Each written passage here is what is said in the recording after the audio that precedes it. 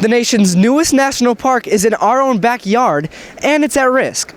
As you can see here, Lake Michigan's recent record-high tides are causing erosion along the Indiana Dunes Beach shoreline. It has taken away this riverwalk and taken away 16 feet of rubble and sand into the middle of the lake.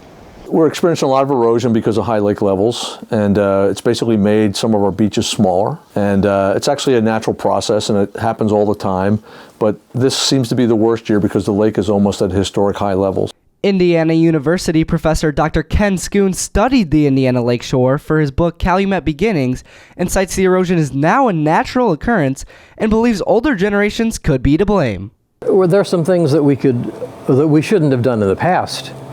One of the things that was done in the past was for people to steal sand from the bottom of Lake Michigan. They had boats that had vacuum pumps. They put the mouth down onto the sand, so it was pumping sand up, and they would fill the cargo hold with sand.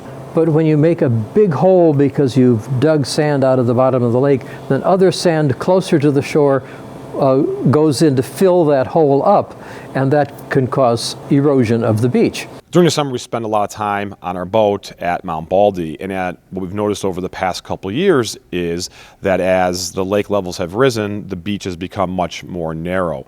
5-10 years ago, it was probably more like 20 feet of beach. Today, it's more like 5 feet before you get to the dune. It was always really crowded everywhere on the beach because the beach was so tiny because the water was so much higher than it normally was. Now, the Dunes Committee has issued multiple warnings to avoid the Indiana Dunes at all costs. The only two parks that remain open are Mount Baldy and the Riverwalk, but those could close soon. For CPTV, I'm Zach Jones.